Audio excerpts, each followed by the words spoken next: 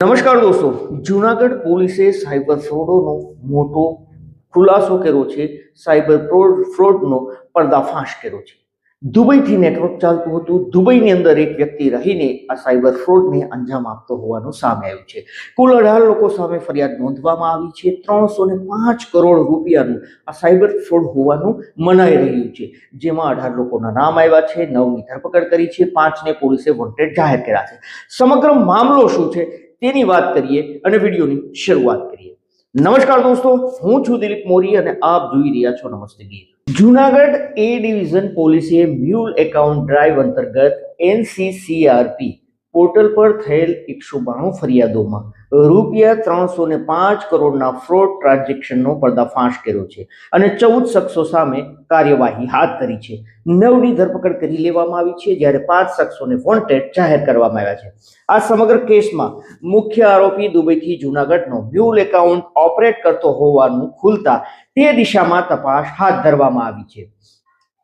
DYSP Hitesh ધાંધલે જણાવ્યું હતું કે મ્યુલ એકાઉન્ટ ભાડે રાખી છેતરપિંડી આચરતા આરોપીઓની તપાસ છે તે હાથ ધરવામાં આવી છે. ટેકનિકલ સોર્સિસથી તપાસ કરતા દોલતપરા વિસ્તારમાં આવેલા પ્રાઇમ ટ્રેડિંગ નામની કંપનીના નામે શંકાસ્પદ બેંક ખાતા મળી આવ્યા હતા. તપાસમાં કુલ 52 શંકાસ્પદ બેંક ખાતા છે, જે પોર્ટલ પર દેશભરમાંથી 192 ફરિયાદો થઈ છે. આ ફરિયાદો અનુસાર કુલ 305 કરોડથી વધુના શંકાસ્પદ વ્યવહારો થયા હતા. પોલીસની તપાસમાં દુબઈ કનેક્શન છે જે બહાર આવ્યું છે. જૂનાગઢનો અલી મહમદ ઉર્ફે આસિફ હબીબ ખેબા પોતાના મળતિયાઓ મારફતે સાયબર ફ્રોડ અને ઓનલાઈન ગેમિંગની રકમ છે જે અલગ અલગ મ્યુલ એકાઉન્ટમાં જમા કરાવતો હતો. આ 52 બેંક એકાઉન્ટમાં કુલ રૂપિયા 9 કરોડથી પણ વધુ જમા કરીને તેણે ઉપાડી લઈ સગે વગે કરવામાં આવ્યા હતા. ભાવનગરનો રાજુ ઉર્ફે રામભાઈ નામનો શખ્સ આ રોકડ રકમને ક્રિપ્ટોકરન્સીમાં રૂપાંતરિત કરી દુબઈમાં રહેતા ઇરફાન જાદુગરને મોકલી આપતો હોવાનું આ તપાસની અંદર ખુલ્યું છે. અલી મહમદ ઉર્ફે આસિફ હબીબ, ઇમ્તિયાઝ ઉર્ફે બકરો ઇબ્રાહિમ, અજય ઉર્ફે કાનો ઉર્ફે જાડિયો મનુભા, અજુમ છોટા ચૌહાણ, સાહિલ ઉર્ફે કારિયો ગફ્ફારને 10 દિવસના રિમાન્ડ પર લેવા માંગ કરી હતી, જેમાં કોર્ટે 26મી સુધી મતલબ કે 4 દિવસના રિમાન્ડ છે જે મંજૂર કર્યા છે. 18 લોકોના નામ સામે આવ્યા છે, જેમાં અલી મહમદ ઉર્ફે આસિફ હબીબ ઠેબા, અસલમ ઉર્ફે લાલો ઇબ્રાહિમ કુરેશી, ત્રીજું ઇમ્તિયાઝ મહમદ રાજ સુમરા, 5મું નામ છે સાહિલ ગફ્ફાર શમા, 6થું છે અજય ઉર્ફે કાનો મનુભા સાનાગરા, 7મું છે અંજુમ છોટુ ચૌહાણ, 8મું છે અરબાજ ઇકબાલ કુરેશી, 9મું છે સાઈ ઉર્ફે મંથન, 10મું છે કરીમ અહેમદ સીડા, 11મું છે શાહબાજ જાફર કુરેશી, 12મું છે મુસા હાસમભાઈ મુસાણી, 13મું છે રાજુ ઉર્ફે રામ, ભાવનગર છે.